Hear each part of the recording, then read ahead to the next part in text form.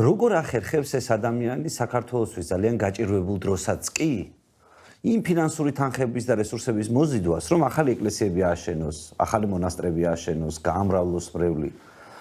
აი შეიძლება ამ ჩვენ თემასთან დაკავშირებით შესაბამისი სიტყვა არ არის, მაგრამ საეკლესიო ფანდრაიზინგის ამ დონეზე ჩატარება.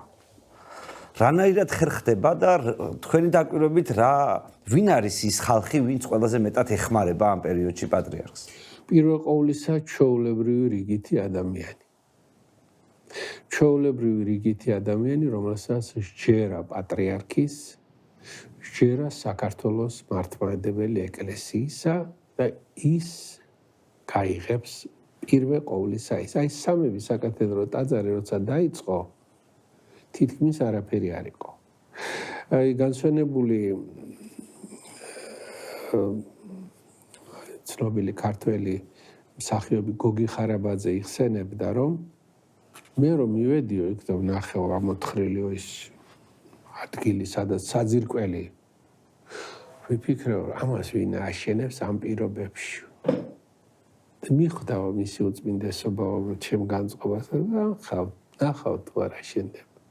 ყველა რეგიონში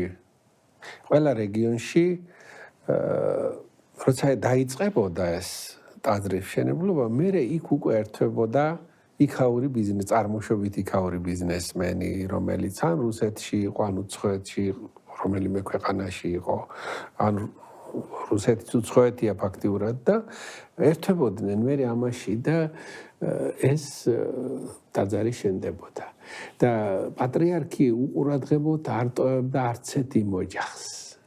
მერე განსაკუთრებული მადლობები, ყველა ფერს აკეთებდა, რომ აი ასეთ რამეს რომ აი დაიწყებოდა, მერე აი ყველა ერთვებოდა, ყველა საქმე ხდებოდა ეს. ეს არ იყო ერთი და ორი ადამიანის საქმე და ამას განაპირობებდა მისი ავტორიტეტი, რასაკვირველია. არ დარჩენილა ის ტაძრები, სადაც შენდებოდა, ყველგან საძირკველი შაყრაზე და სულ ყველგან პატრიარქი იყო თითქმის.